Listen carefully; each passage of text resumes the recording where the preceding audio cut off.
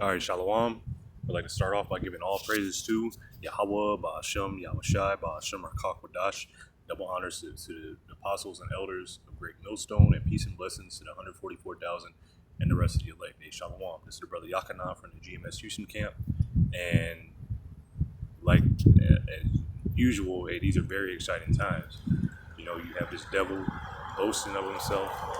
You know, you have many things going on, which I'm only going to touch on maybe two things in this lesson, but just showing that there's many things going on, and all these signs are pointing towards prophecy. You know, pointing to where we are in these end times. And if you don't know, hey, we're in the end times. You know, the you know what? Let me get this real quick because this is no, I got Second Ezra's the 15th chapter pulled up, but let me see. Maybe I can do it like this.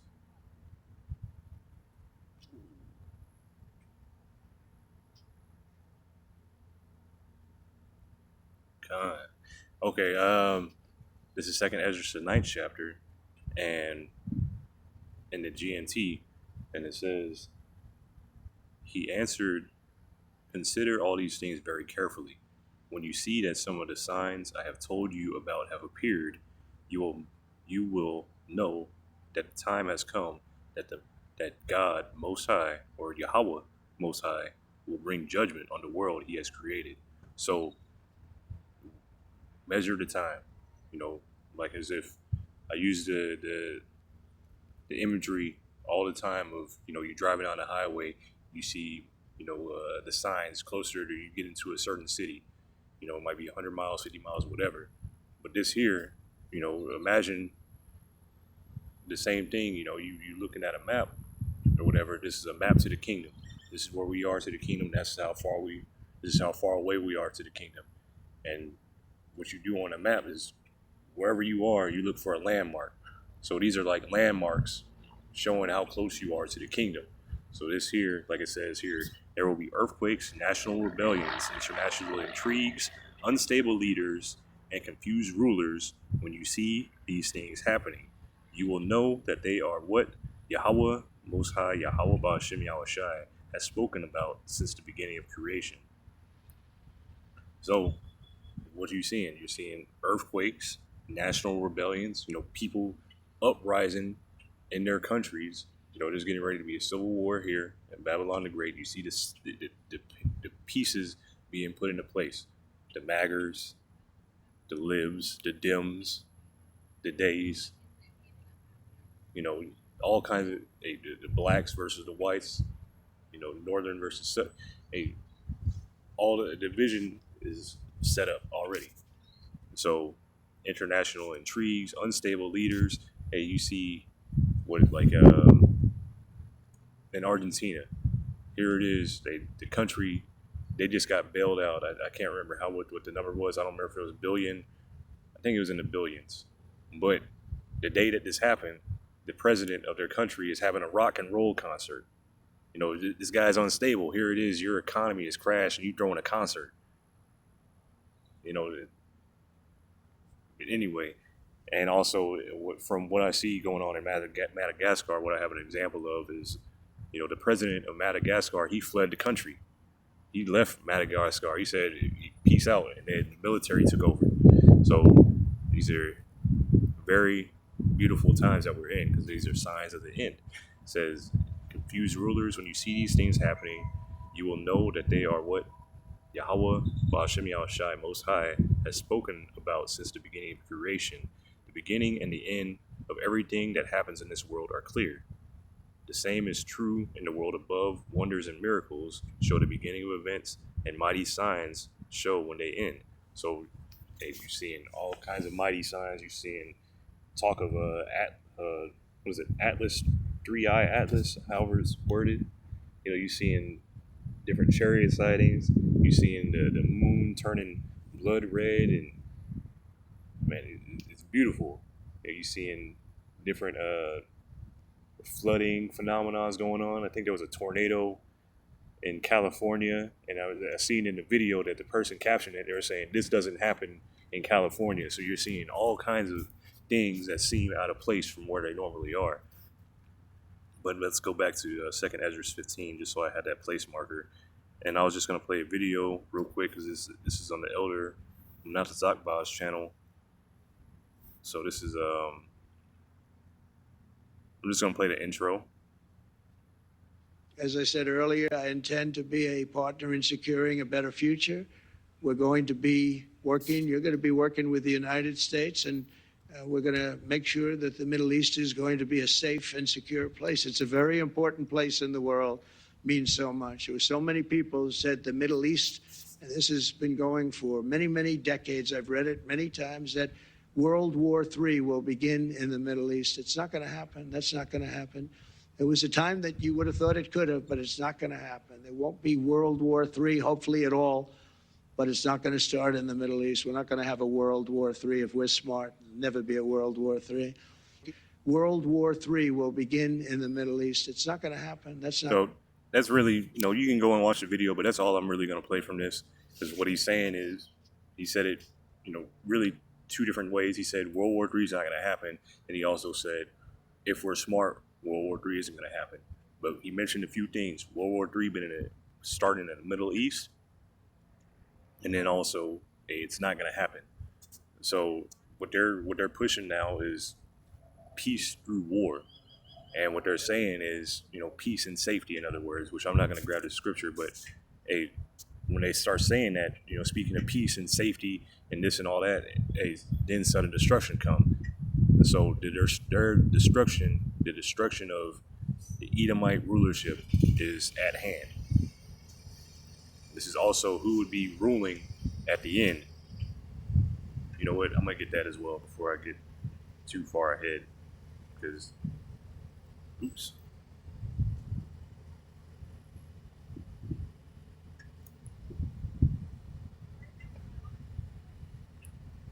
This is 2nd Ezra 6.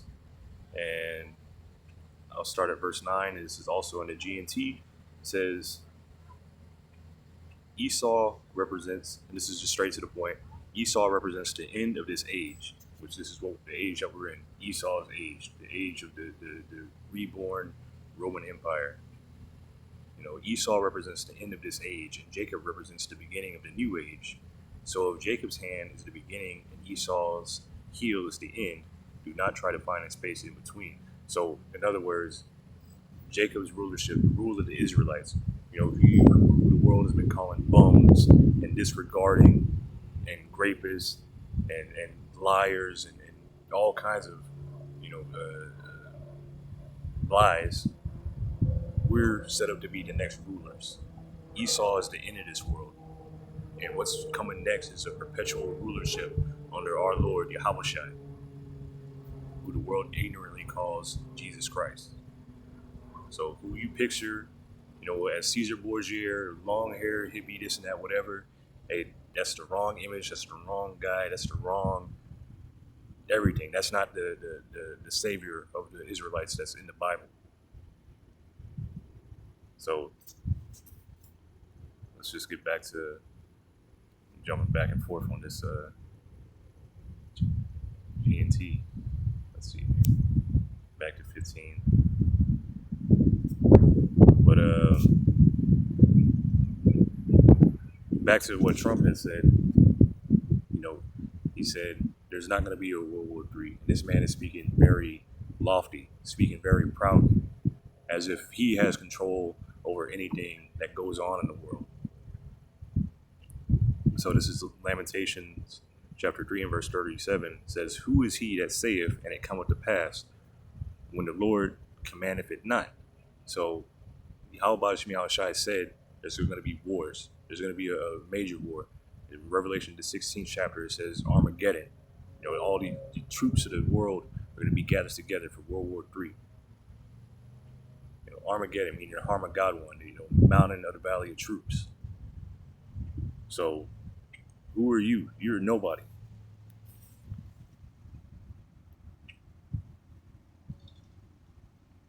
And the power of the earth is in the Lord's hands. So let's just move on. This is 2nd Ezra chapter 15. And I'm going to start at verse 14, and this is in the GNT, the world and the people in it are doomed. The war that will bring their destruction is very near.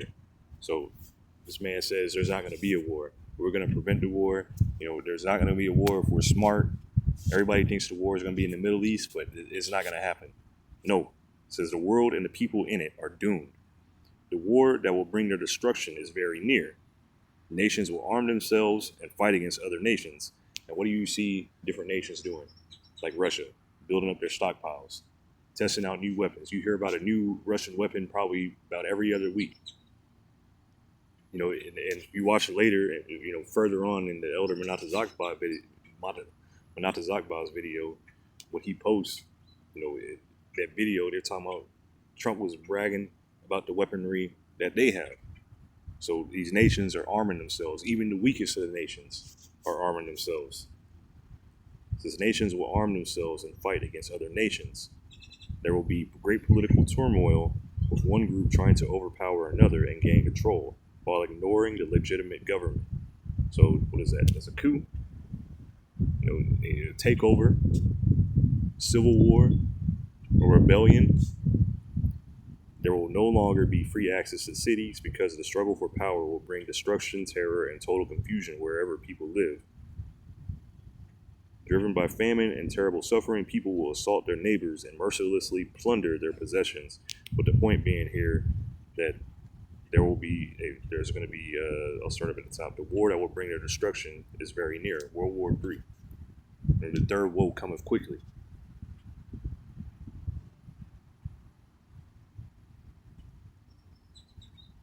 Nations will arm themselves and fight against other nations. So this is right here at the door. And then also I had a quick video, Pris le pouvoir donc. On a pris le pouvoir. Ça, c'est le palais présidentiel.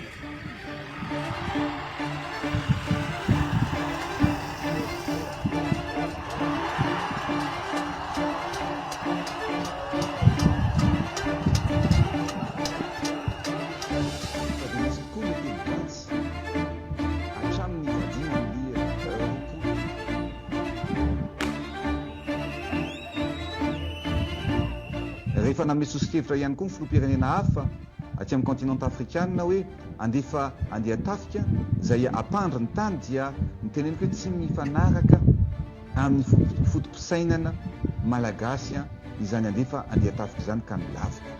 Naka toerana, nandeha amin'ny toerana izay sécurisé, iarovana ny aiko, ny tenako ankehitriny.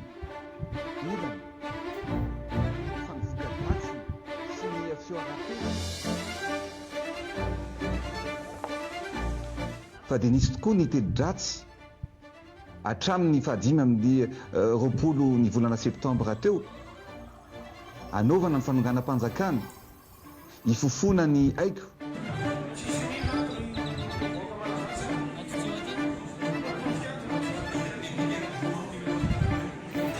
Hey, but that's not. This is things that are going on, and I'm not going to get that just for time's sake. I'm just going to get sedition. Sedition is conduct such as speech or action intended to incite rebellion or violence against a government. It is distinct from protected forms of protest and free speech, as it involves a conspiracy to overthrow or oppose government by force or to delay execution of any law. Historically, laws like the U.S. Sedition Act of 1798 have been used to criminalize false, scandalous, and malicious writing against the government, though modern U.S. law is more narrowly focused on acts with potential to produce violence, especially in the context of conspiracy. So inciting rebellion, sedition involves actions aimed at creating revolt or violence against lawful authority with the intent to cause its overthrow or destruction, use of force. Okay, but the point being they took over that country. The rebels took over that country. And, my bad, I didn't mean it. Where am I? This is also rebellions going on. It says this is MAGA turning on Trump. It says several key issues have recently led to a rift between some segments of the MAGA movement. A part of that is those files. They're not releasing those files. They don't exist. They ran on, hey, we're gonna, we're going to bring out all the criminals. And then what are they doing? Protecting all the, they themselves are oh, shoot, it's right there at the top. It says several key issues recently led to a rift between some segments of the MAGA movement and former President Donald Trump, especially during his second term, while his grip on a significant portion of his base remains strong. Public dissent from once loyal supporters and influencers indicates cracks in his coalition. So meaning that they're divided. His own, coalition, as they say, his cabinet, everything, his supporters, his following, they're all divided. This nation is completely divided, and that's we read that in Mark the 3rd chapter, which I'll actually, I'll get it.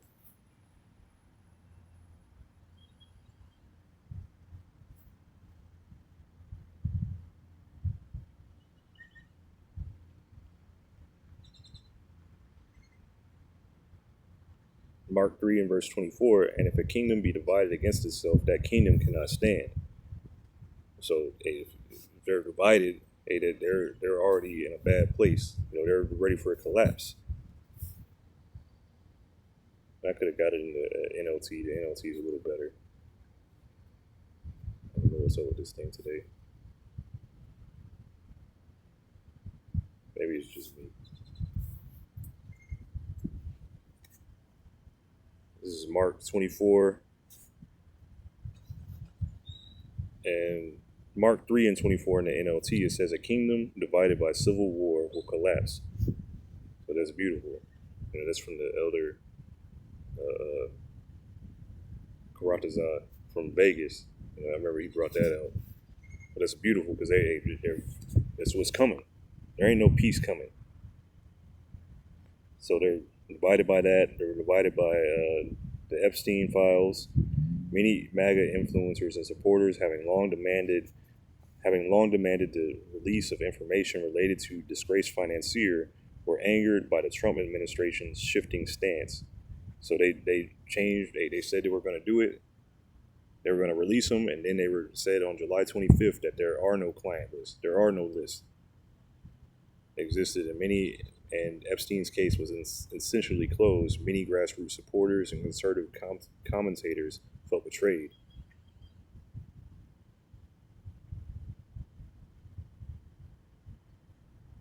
So mass deportations, the aggressive immigration enforcement and mass deportation schemes of the second Trump administration have alienated some who were once staunch supporters. Like you Northern Kingdom, y'all really following. Even you Southern Kingdom, really following and believing in Trump, this and that, whatever. He's going to get rid of all the illegals. Meanwhile, y'all the ones that he's going after. Foreign policy is completely divided. So just moving on. Let's see here. And this is just a summary. I thought this was pretty good. It's just a summary of the second Esdras 15th chapter. In the GNT, what I went over, it says 2nd Esdras 15:16 in the Good News Translation describes a time of political chaos where people will not trust each other and no one will respect their leaders. So we're in that time. So at this same time, as I read earlier, there's going to be wars going on. And people rising up, fighting. We're in that time. It's not peace. So this is Joel chapter 3. And I'll start at verse 1. It says, for behold, in those days and in that time, when I shall bring again the captivity of Judah and Jerusalem. So this is the entire nation of Israel. Starting with the elect, but the word is going out. The prophets are on the streets prophesying, telling the people who they are. Giving the nations, the heathen nations, the other nations, their judgment. But this is what's happening. The captives, we're captives in these nations where we've been scattered, and the Lord is gathering us by this word. And he's in the day of destruction, he's going to gather us into the chariots, what people call UFOs. So, for behold, in those days and in that time, when I shall bring again the captivity of Judah and Jerusalem, because there has never been any recorded history where the northern and southern tribes got back together after the split. It says, and at the same time that this is happening, the word is going out. The prophets are out on the streets, starting with the apostles and elders, Great Millstone, other camps, are out there. You see the videos of IUIC going up and they're marching and all that stuff. At the same time, the word is going out, Lord gathering his children by his word, that the nations are also going to be gathered together. So verse 2, I will also gather all nations and will bring them down into the valley of Yehoshaphat. So let me see here. Into the valley of Yehoshaphat, that's the Middle East, and will plead with them there for my people, for my heritage Israel. And the plead, that's not the Lord begging these nations for us. No, he's going to judge them. Yehoshaphat means Yahweh's judgment. So this is H3092, Yehoshaphat, and it means Yahweh judged, or Yahweh's judgment. So let's see what this pulls up.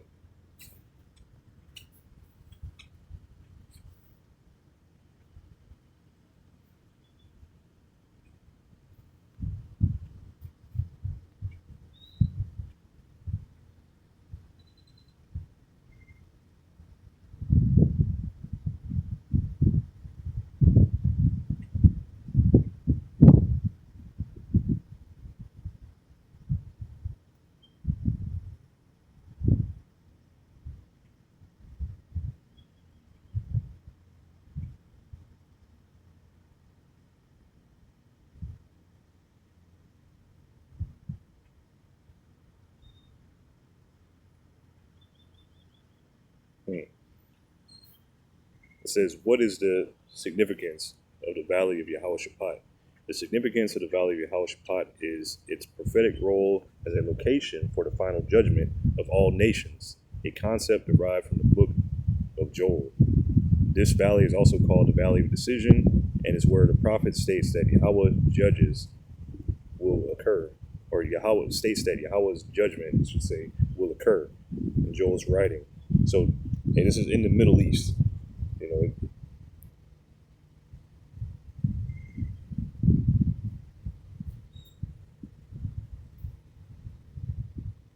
So what was that? Again. So Joel chapter 3 and verse 2, I will also gather all nations and will bring them down into the valley of Yehoshaphat, and will plead with them there for my people and for my heritage Israel, whom they have scattered among nations, and pardoned my land. So this is what's getting ready to take place. These nations are getting ready to be gathered together.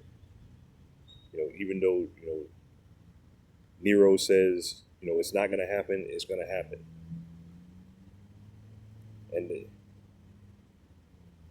they have cast lots for my people, and have given a boy for an harlot, and sold a girl for wine, that they might drink.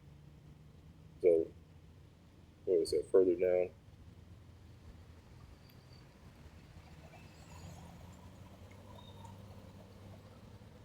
This is verse 9. Proclaim ye this among the Gentiles, prepare war, wake up the mighty men. Let all the men of war draw near, let them come up. Beat your plowshares into swords, and your pruning hooks into spears. Let the weak say, I am strong. Assemble yourselves and come, all ye heathen, and gather yourselves together round about. Thither cause thy mighty ones to come down, O Yahweh Bashmi Shai. Let the heathen be awakened, and come up to the valley of Yehoshaphat, for there will I sit to judge all the heathen round about. So let me read that one more time. Let the heathen be awakened, and come up to the valley of Yehoshaphat, for there will I sit to judge all the heathen round about. So the heathen is about to be judged. Like I said, there's going to be so many bodies, there's not going to be anybody to bury them. It says, put ye in the sickle, for the harvest is ripe. Come get you down, for the press is full. The fats overflow, for their wickedness is great. multitudes in the valley of decision, for the day of Yahweh Ba'Shem Yahushai is near in the valley of decision. So it's going to be a beautiful day. There's going to be a great judgment. Like it says in Isaiah 63, Yahushai is going to be stomping. He's going to be looking like he's stomping the grapes and the wine fat. There's going to be so much death in that day. There's also in Revelation how it says the blood will be up to the horse's bridle. It's a symbol showing how much death that there's going to be. But I'm going to go ahead and I'm going to close out with this, because this is Esau Edom. This is him. He has a plan he's trying to put together. He's hoping it'll go. He's got like one last Hail Mary he's going to throw. And he's thinking his land is going to last forever. His rule is going to be forever. But it's getting cut. You got bounds that you can't pass, Esau. This is Micah chapter 2 and verse 1. Woe to them that devise iniquity and work evil upon their beds. When the morning is light, they practice it because it is in the power of their hand. So this devil, he has all sorts of iniquity that he works on. Whether it be, usury, whether it be stealing people's homes. Matter of fact, we'll just go into it because I was watching a video earlier about BlackRock and Blackstone. You really don't own anything here.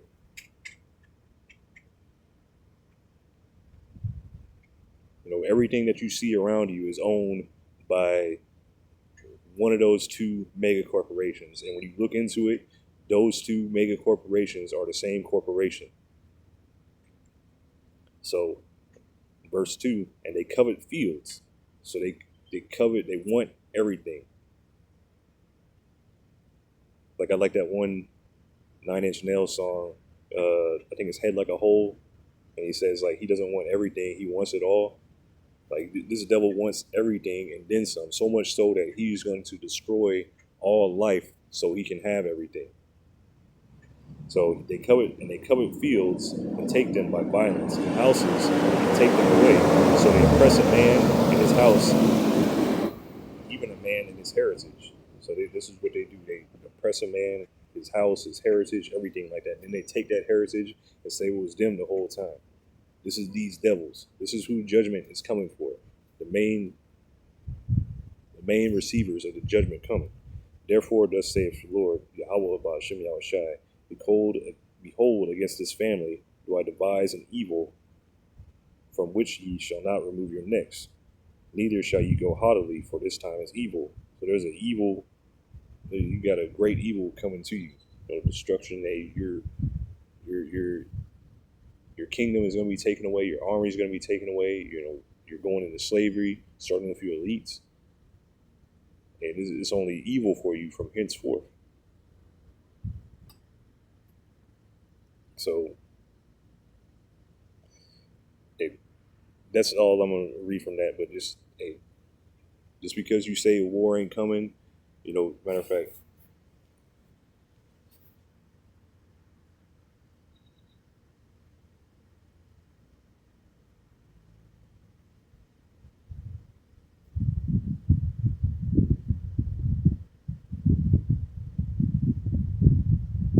this is Psalms chapter 10.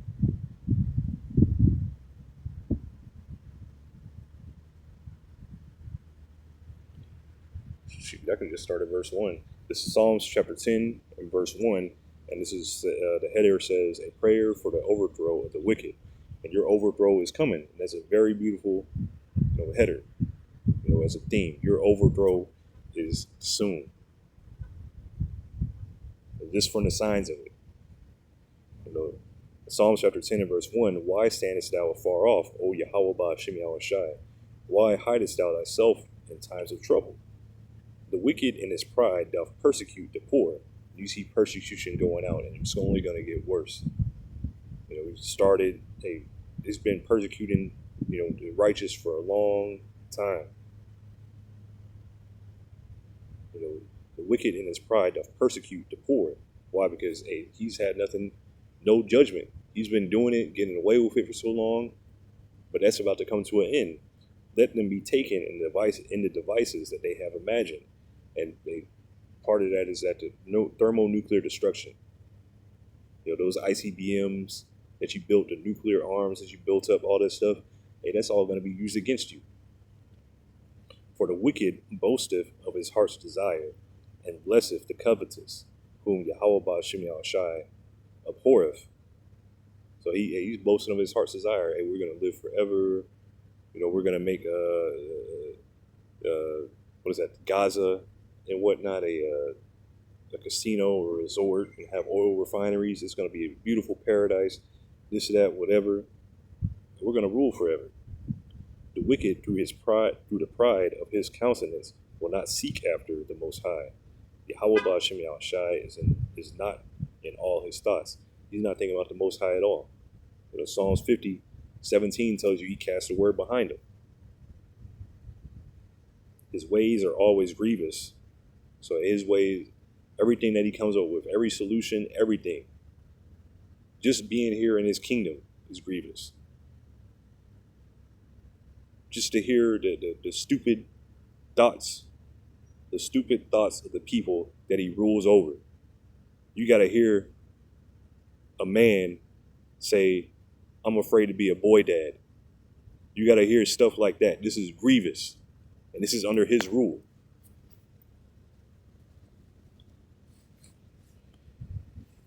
His ways are always grievous. Thy judgments are far above out of his sight. For all his enemies, he puffeth at them. When he's speaking proud, puffing up his chest, being proud. Yeah, they have hypersonic missiles, but we'll be able to detect them. They can't detect our stuff. Even if they could see it, they can't detect it. He hath said in his heart, I shall not be moved, for I shall never be in adversity. So there ain't gonna be no World War III. That ain't happening. Ain't nothing bad ever gonna happen to us. Let's just kick back. His mouth is full of cursing and deceit and fraud. Under his tongue is mischief and vanity. So matter of fact,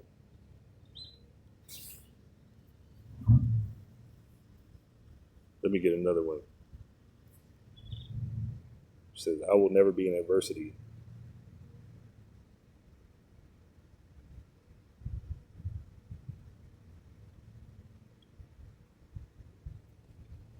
Isaiah 47 and verse 7, and thou saidst, I shall be a lady forever, so that thou didst not lay these things to thy heart. So I will be a lady forever. This is the Babylon the Great, the whore that sits on the beast. She says she's going to be a lady forever. She's going to be a queen. I shall be a lady forever, so that thou didst not lay these things to thy heart. So you deceived yourself. You didn't think about the latter end. You didn't think about the destruction coming. Neither didst remember the latter end of it. Therefore, hear now this: thou that art given to pleasures, that dwellest carelessly, that sayest in thine heart, I am, and none else beside me. It was 2 Thessalonians. He puts himself up as a god. He says, I am. He says he's a god. He even covered over the faces of the Most High Yahweh and his son. The angels even replaced the Lord's people, the Israelites. He says, I am, and none else besides me. I shall not sit a widow, neither shall I know the loss of children. So I'm not going to have anything bad happen to me. It's going to be all good. But these two things shall come to thee in a moment, in one day, the loss of children and widowhood. They shall come upon thee in their perfection, for the multitude of thy sorceries, and for the great abundance of thine enchantments. So, that destruction, all this is coming. You got a great destruction coming. Let me see here. Anything else? You know what? I'll just keep reading. Verse 10, for thou hast trusted in thy wickedness. Thou hast said, none seeth me. And thy wisdom and thy knowledge it hath perverted thee. And thou hast said in thine heart, I am, and none else beside me.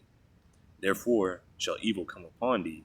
Thou shalt not know from whence it riseth, and mischief shall fall upon thee, and thou shalt not be able to put it off. And desolation shall come upon thee suddenly, and which thou shalt not know. Therefore, stand now with thine enchantments, and with the multitude of thy sorceries, wherein thou hast labored from thy youth. If so be, thou shalt be able to profit. If so be, thou mayest prevail. So you go ahead, stand with your enchantments. Maybe it'll work. It's sarcasm. It ain't gonna work. Thou art wearied in the multitude of thy counsels. Let now the astrologers, the stargazers, the monthly prognosticators stand up and save thee from these things that shall come upon thee. Behold, they shall be as stubble. The fire shall burn them. They shall not deliver themselves from the power of the flame. There shall not be a coal to warm at, nor fire to sit before it.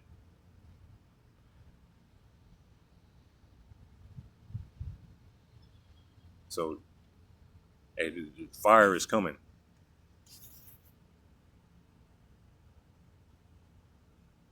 Let me see here. Is that right?